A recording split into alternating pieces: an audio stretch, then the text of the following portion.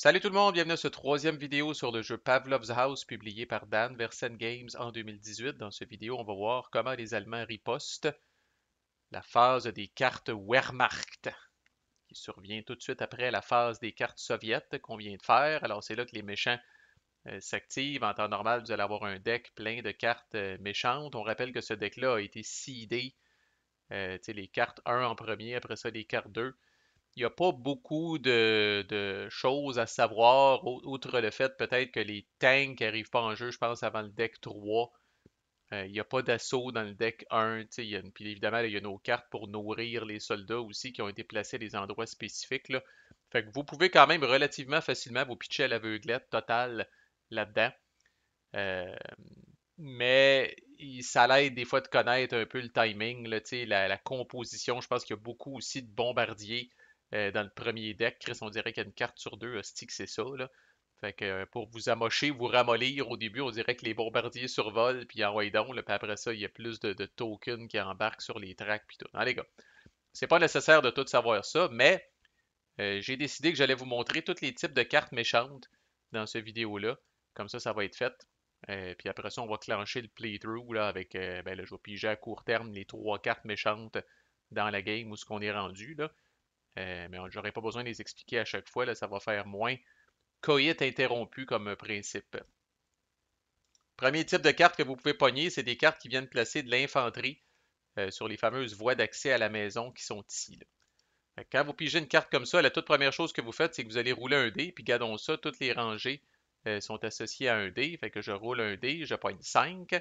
Fait que 5, c'est ici. Fait que là, à ce moment-là, je m'en viens dans le supply, je pogne un scout, c'est ce que la carte me dit de placer, puis je le sors. Mais avant de le placer sur la track, j'ai l'opportunité, puis on va y revenir quand on va parler de ce qui se passe dans la maison, si j'ai des tokens de suppression qui sont disponibles sur la couleur où le token est supposé d'arriver, comme là, il est supposé d'arriver sur une rangée rouge. Si j'ai des tokens de suppression dans la case rouge ici, je peux en dépenser autant que je veux, brasser autant de dés que j'ai dépensé de tokens. Et si au moins un de ces dés-là est égal ou supérieur à l'espèce de valeur de défense du token, qui est 5 dans le cas des scouts qui sont très agiles pour éviter les balles, à ce moment-là, le scout meurt dans l'œuf. Moi, c'est comme ça que j'appelle ça. Il crève et il n'est même pas placé sa traque. Par contre, si je décide de ne pas en dépenser, si j'en ai pas, si je décide d'en dépenser, mais je ne suis pas foutu de rouler un calice de 5 ou plus, à ce moment-là, le token fait son apparition grandiose ici. Puis si on rappelle qu'éventuellement, les tokens sur cette rangée-là, ça diminue vos points de victoire.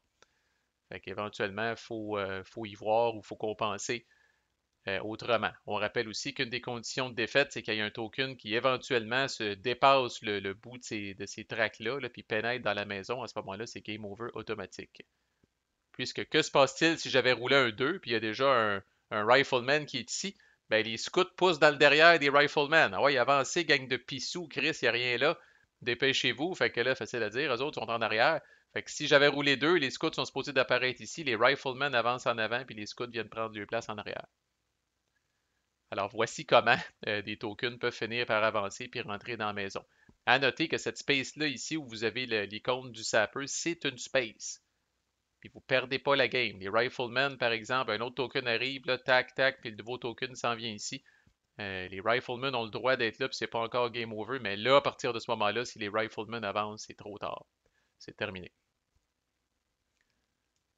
Si euh, de ce fait, un token avance dans une space où vous avez calissé un sapper, rappelez-vous que c'est une possibilité, je vous réfère aux vidéos précédentes, à ce moment-là, dès que le token avance là, vous avez une opportunité de rouler 3 dés, puis un peu le même principe, si au moins un de ces dés-là est supérieur ou égal à la valeur de défense du counter, il meurt automatiquement, et vous enlevez le sapper. Fait que moi, dans ma tête, le sapper a mis des mines ou des booby traps à l'approche de la maison, là. Puis dans ce cas-là, par exemple, les machine gunners qui ont été poussés puis qui ont avancé là ont sauté sur une mine ou quelque chose de même. Puis sont morts. OK, c'est pas mal ça pour cette affaire-là. Ce qui arrive, comme je disais, peut-être un petit peu plus, ben, ça a l'air qu'il y a des tanks aussi dans le deck 2, parce qu'il y a le petit 2 ici. Mais je suis sûr qu'il n'y a pas de tank, par exemple, dans le deck 1, ça c'est certain. Fait que c'est quoi la différence avec les tanks? Il y a une courbe de différence, mais au niveau du placement, la seule différence, c'est que vous ne pouvez pas utiliser des tokens de suppression contre des tanks. Fait que s'il y a un tank qui apparaît dans une rangée rouge, par exemple, même si vous avez des tokens de suppression ici, oubliez ça, vous ne pouvez pas les flober pour essayer de tuer le tank dans l'œuf. Ça va prendre quelque chose d'un petit peu plus robuste pour venir à bout de ça, là. Fait que le jeu fait une différence entre de l'infanterie qui est placée sur cette track-là, puis des tanks qui sont placés sur cette track-là. Il y a bien des mécaniques qui sont similaires, comment vous les placez, ils se posent dans le derrière mutuellement. Le sapper est bon contre tout. Le fameux sapper que vous avez placé ici éventuellement, là, est bon contre tout, mais la suppression, ça c'est bon juste contre l'infanterie. Troisième type de carte que vous pouvez pogner, c'est les fameux bombardiers. Puis comme je dis, il y en a en crise dans le premier deck, là. Je suis sûr qu'on va en voir tantôt quand on va continuer notre playthrough, là. Fait que quand vous pigez une carte de bombardier, la première chose que vous pouvez faire, c'est décider, si vous n'avez, d'éliminer des tokens de batterie anti-aircraft. Et pour chaque batterie que vous décidez d'éliminer, peu importe qu'elle soit dans la zone 267 ou 1083, vous avez le droit de rouler 2 dés. Puis là, c'est un petit peu le même principe, là. Vous essayez de pogner égal ou supérieur à la défense ici. Sauf que là, la différence, c'est que chaque hit, chaque dé qui est égal ou supérieur à la défense va réduire de 1 le nombre de bombardiers qui va survoler Stalingrad, qui est l'autre chiffre qui est ici, là. Fait que cette carte-là vous indique qu'il y a 3 bombardiers qui sont en provenance, qui sont en approche, je devrais dire, de Stalingrad. Vous avez une opportunité, si vous avez des batteries anti-aériennes, de les enlever puis d'essayer de lancer 2 dés pour chaque pour essayer de pogner 4 ou plus avec le plus de dés possible pour réduire ce chiffre-là. Si vous ne le faites pas, si vous le faites puis vous manquez, si vous le faites puis il en reste, la quantité de bombardiers qui reste, pour chaque bombardier qui reste, vous allez rouler 3 dés. Et là, c'est l'explication de ces énigmatiques chiffres-là rouges ici, que certains d'entre vous, même si vous n'avez jamais joué au jeu, vous avez reconnu un range qu'on connaît bien, nous les gamers, un range entre 3 et 18. Alors, c'est quoi ça, un range entre 3 et 18? C'est les possibilités, le range de possibilités si vous roulez 3D. Fait que là, vous allez rouler 3D pour chaque bombardier qui reste, puis vous allez venir coller un marqueur de disruption sur le chiffre que vous avez roulé. Si je pogne 6, je viens disrupter ici. Si je pogne 15, je viens disrupter ici. Si je pogne 11, je viens disrupter ici. Maintenant, il y a quelques spaces qui ont des particularités. D'abord, s'il y a quelque chose sur la space, elle n'est pas disruptée, mais elle a quelque chose qu'il y avait sur la space décrisse.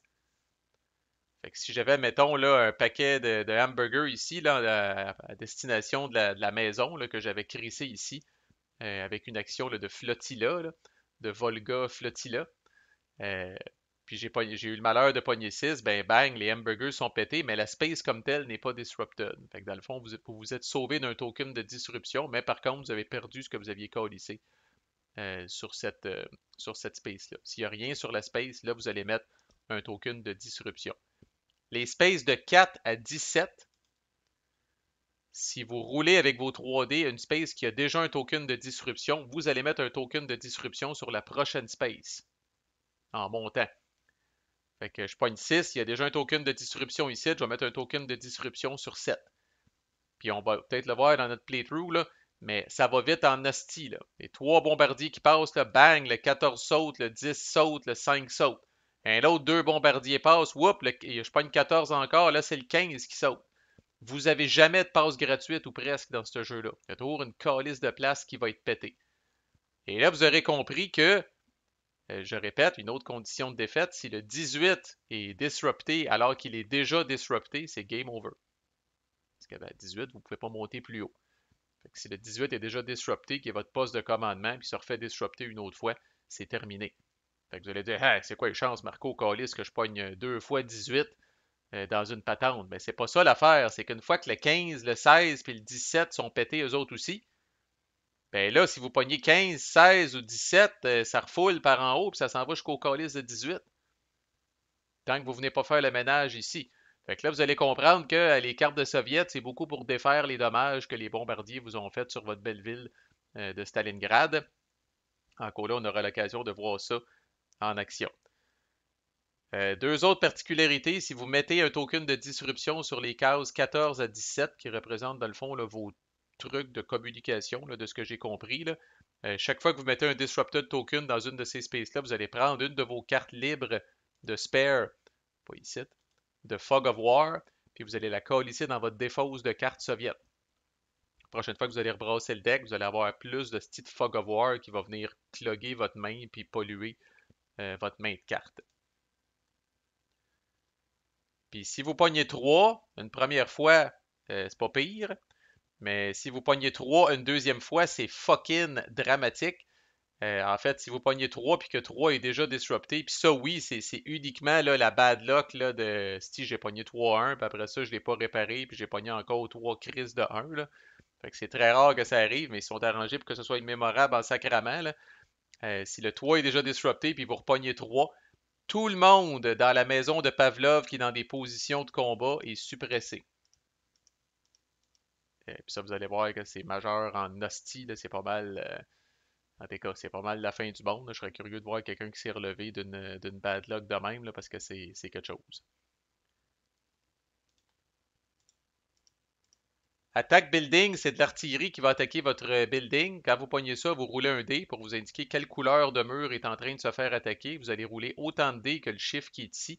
Si au moins un de ces dés-là pogne un résultat qui est égal ou supérieur à la valeur de défense du mur, la valeur de défense du mur est réduite de 1.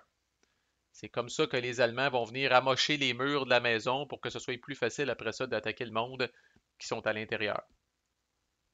Encore là, des cas extrêmes pour vous garder honnête, si jamais la défense d'un mur est à 3, puis que le mur se fait rattaquer encore avec succès, à ce moment-là, tout le monde qui est sur cette couleur-là dans le building devient suppressé. Alors, c'est pas tout le monde, contrairement à ce qu'on a dit tantôt. Par exemple, si mon mur vert est à 3, je pogne encore une carte attaque building, puis ça réussit, là, ben, tout le monde qui est ici est suppressé.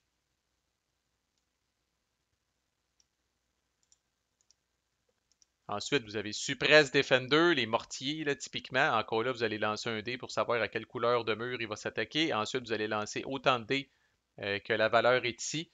Puis c'est un peu le même principe. Si au moins un dé est supérieur ou égal à la valeur de défense de ce mur-là, là, vous allez rouler un autre dé. Ça va vous donner une space aléatoire. Mettons que j'attaquais le mur rouge. Ça va vous donner une space aléatoire dans le rouge. Y a-t-il quelqu'un sur cette space-là? Si oui, cette personne-là est suppressée. Ce combattant-là est suppressé. S'il n'y a pas personne sur cette space-là, à ce moment-là, vous allez commencer par aller voir, y a-t-il quelqu'un dans un chiffre plus haut? Fait que supposons que j'ai pogné 4. On va se mettre un petit bonhomme ici. Là. Fait que supposons que j'ai pogné 4, il n'y a personne. Je vais aller voir plus haut, il y a quelqu'un, c'est lui qui est suppressé. Si lui n'est pas là, je pogne 4, je vais voir plus haut, il n'y a personne, je repars de 4 puis je descends. Fait qu'à ce moment-là, c'est Chernogolov qui se fait pincer. Fait que les mortards suppressent. Les snipers, même hostie de procédure, mais le sniper, lui, il tue d'une shot. Ah, le sniper, lui, ça niaise pas. Même affaire. Quelle couleur, nombre de dés, compare à la défense du building. Mais s'il réussit à avoir un hit, vous brassez pour savoir c'est qui le malchanceux, cette personne-là crève instantanément. Fait que ça nous amène à parler de c'est quoi d'être suppressé. Ben, être suppressé, ben, d'abord, on va voir les impacts quand on va travailler dans la maison. Là, vos bonhommes, évidemment, s'ils sont suppressés, ils sont moins efficaces, puis vous allez devoir y voir.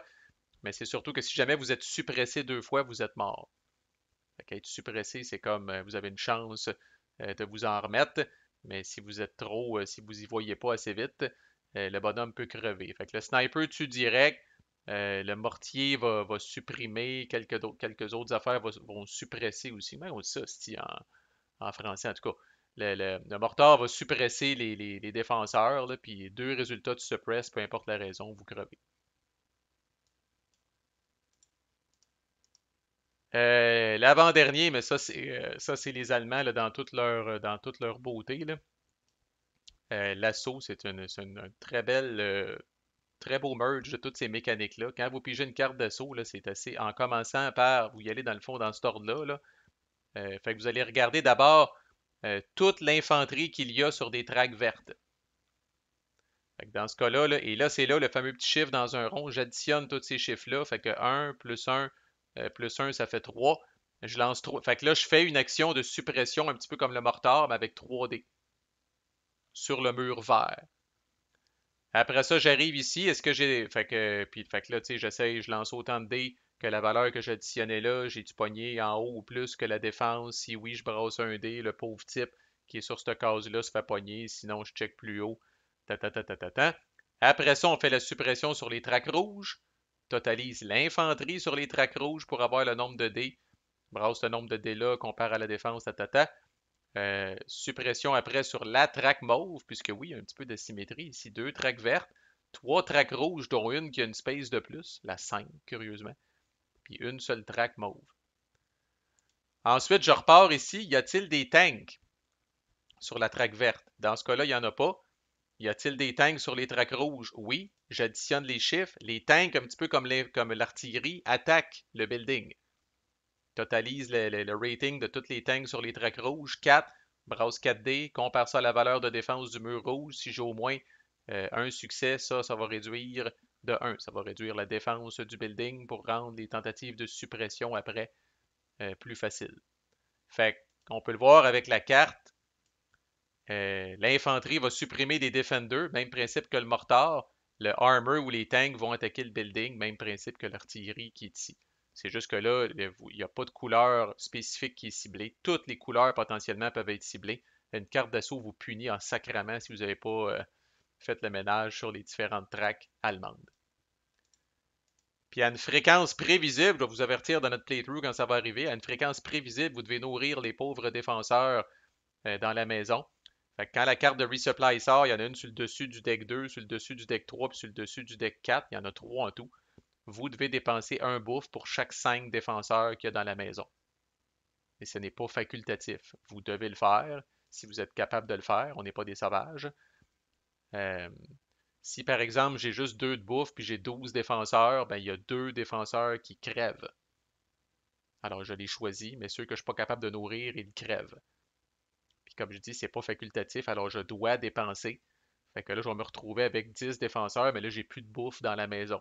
Alors là, vous comprenez qu'éventuellement, il faut livrer des Big Mac à l'intérieur de Pavlov's House. Et une fois que ça c'est fait, rappelez-vous, je n'ai parlé, je pense, aux dernières vidéos. L'endos de ces cartes-là, normalement, c'est un Storm Group. Fait que là, dans Vassal, on va juste prendre un Storm Group aléatoire, on va le prendre ici, puis on va venir le colisser là. Puis on va revenir sur ce qu'on peut faire avec ça quand on va parler de ce qui se passe dans la maison, mais c'est une opportunité, c'est une fenêtre temporelle pour aller faire l'assaut d'un building qui est proche de Pavlov's House. Fait que voilà, de toute façon, là, c'est un survol, là, mais si vous prévoyez écouter le playthrough au complet, là, si vous allez voir, à vous tanner ces calices de cartes-là. Là, fait que, et parlant de playthrough, nous en sommes là. Fait que de retour à notre programmation avec mes petites batteries anti-aériennes qui sont là. On les attend en crise, les hosties de bombardiers allemands. Là. Mais bon, ça veut pas dire qu'on va être chanceux. Fait allons-y avec la première carte sur 3 des Wehrmacht. Et les v'là, les hosties. Fait que 3 bombardiers qui arrivent. Fait que là, tu sais, je perds pas grand-chose. Je vais flober une batterie anti-aérienne.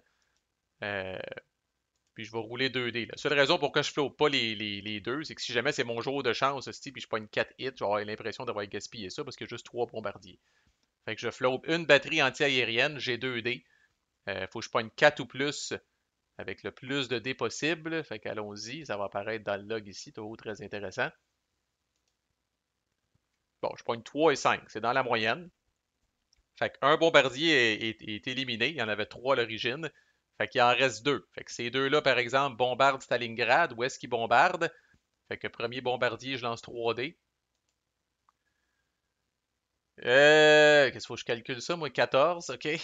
Fait que 14, ding. Est-ce qu'il y a une crise Ah oui, c'est dans le stock ici, les suppressions tokens. Les petits éclairs ici. Fait que 14, pouf. Fait que ça, c'est pété. Comme tel, c'est quelque chose, comme je disais, qui sert à peu près à rien, ces calices de patentes-là. Mais ça vient crisser Fog of War, Fog of War. Où sont-ils? Que je les ai mis dans la boîte ici, je pense. Ouais. Fait que une Fog of War s'en va dans ma défausse de carte soviète, par exemple, et reviendra me hanter en temps et lieu. That's it. C'était l'impact de ce bombardier-là. C'est quand même pas pire. Deuxième bombardier, ça peut être plus dramatique que ça, comme on va le voir. 11. Ici, tac. 11. C'est un spot à artillerie, fait qu'on n'avait rien là, fait que c'est disrupté ça aussi. Boom. Première carte, Wehrmacht sur 3 de fait. Deuxième. Ce ne serait pas surprenant que ce soit des bombardiers encore en passant. Ce n'est pas le cas. De l'artillerie qui attaque le building. Donc d'abord, je roule pour savoir quelle couleur de mur va être visée. 5, c'est donc le mur mauve qui va être visé. Combien de dés je roule, c'est la valeur qui est ici, c'est-à-dire 4. Qu'est-ce que les Allemands essayent de pogner? C'est la valeur de défense du mur mauve qui est de 6, comme tous les autres murs au début de la game. Fait que là, je brasse 4 dés, puis j'espère être typiquement bad luckeux, puis ne pas pogner au moins un 6. Si je pogne au moins un 6, cette valeur-là de défense va être réduite. Alors voici. Alors, on en a pogné un, fait que la valeur du mur mauve est réduite. C'est quand même pas la fin du monde. En passant, faites pas le saut, c'est faisable de faire ça dans Vassal, là. Les dés sont toujours classés en ordre croissant de gauche à droite. Fait que, tu sais, pour ceux qui disaient ah, calice, Marco, t'as passé proche, si t'as pogné un 6 sur ton quatrième dé, il y a une façon de faire ça dans les modules Vassal, faire en sorte que, tu sais, je lance 4 dés, puis après ça, Vassal me les met en ordre croissant. Ça peut aider dans certains jeux, comme dans celui-là, pour tout de suite porter votre attention au bon endroit. Et la dernière carte, et non la moindre, probablement encore des bombardiers, ou peut-être qu'on va voir le placement d'un counter. Et c'est le placement d'un counter, ma foi, si on aura tout vu, ou presque, ce qu'il y a dans le deck 1. Puis pas trop de dommages de bombardier, ça c'est quand même nice. Fait que des scouts sont placés. Des scouts sont placés où? Sont placés sur la track 3. Fait que je m'en viens ici. Je m'en viens pogner des petits scouts. Seule affaire qui est un petit peu chiant quand ils apparaissent comme ça au début, c'est qu'évidemment, j'ai même pas eu le temps de jouer avec les soldats dans la maison de Pavlov. Fait que j'ai pas de token de suppression. Fait qu'il n'y a rien que je peux faire pour l'empêcher d'arriver sur la track. Je vais être obligé de le tirer, le calice, pour m'en débarrasser. Il est aussi apparu sur une des 5 tracks qui sont plus courtes. Quand il apparaît sur la 5, on a toujours l'impression d'avoir que c'est notre jour de chance parce qu'il est un petit peu plus long à faire avant de se rendre à la maison. Voilà, that's it. Fait que ça passe vite en crise quand on connaît les actions puis qu'on est capable de bien s'organiser, là. Fait que prochaine vidéo, je vous explique tout ce qu'on peut colisser dans la maison de Pavlov. Et ensuite, on va faire nos trucs dans la maison de Pavlov. Puis une fois ça fait, le teaching comme tel va être fini. Fait qu'on va être capable de rouler en hostie parce que vous avez vu quand on tire des cartes puis qu'on sait où qu'on s'en va, comme je disais, là, ça fly quand même ce jeu-là. Fait que c'est pas un playthrough qui va s'éterniser. Fait que manquez pas la suite de nos péripéties. À plus.